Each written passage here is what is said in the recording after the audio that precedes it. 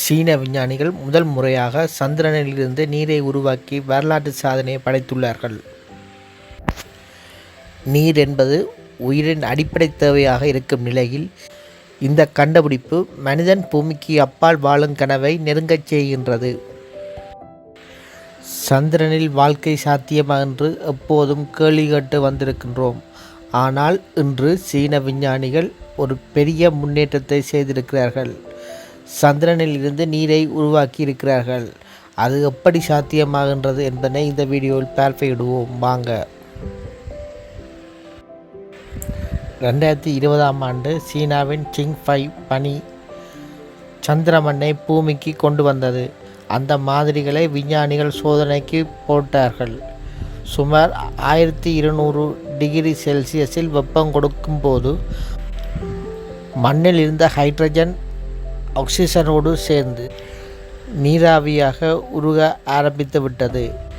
அதனை சேகரித்து பரிசோதித்து பார்க்கும்போது சந்திர மண்ணிலிருந்து உண்மையிலேயே நீர் உருவாகும் என்று உறுதியாகிவிட்டது.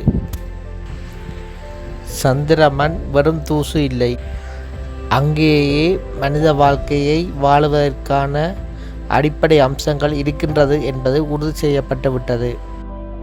எமது அடுத்த கேள்வி, நீர் எவ்வளவு கிடைக்கும் என்று. விஞ்ஞானிகள் சொல்கிறார்கள், ஒரு டசன் சந்திர மண்ணிலிருந்து சுமார் 51 முதல் 76 கிலோ வரை நீர் கிடைக்கும் என்று. இது சின்ன விஷயமல்ல.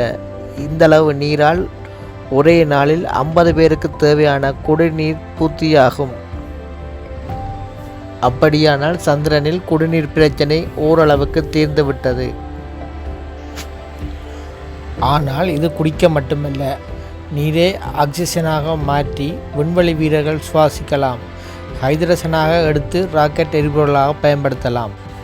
சந்திரனில் விவசாயம் செய்ய நீரே முக்கியம். அப்படியானால் நீர் கிடைத்தவுடன் குடிக்க, சுவாசிக்க ஆக்சிஜன், எரிபொருள், விவசாயம் எல்லாமே சாத்தியமாகிவிடும். சந்திரனில் மனிதன் வாழ்வது ஒரு கனவு மட்டும் இல்லை, நிஜமாக நாள் நெருங்கிவிட்டது. இதோடு மட்டும் நின்றுவிடாமல் எதிர்கால திட்டங்களும் எங்களை வியப்பூட்டச் செய்கின்றது. 2035ஆம் ஆண்டுக்குள் சந்திரனில் ஒரு ஆய்வுக்கூடம் அமைக்க தீர்மானிக்கப்பட்டுள்ளது.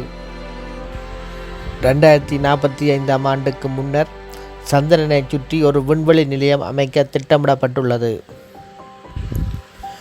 அப்படியானால் இன்னும் சில சதாப்தங்களில் நாம் சந்திரனில் குடியேறும் நாள் வந்துவிடும் போல் இருக்கிறது.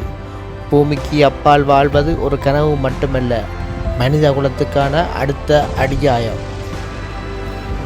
இந்த சந்திர நீர் கண்டுபிடிப்பு பற்றிய உங்கள் கருத்து என்ன? ஒரு நாள் மனிதன் சந்திரனில் நிரந்தரமாக வாழ முடியும் என்று நம்புகிறீர்களா?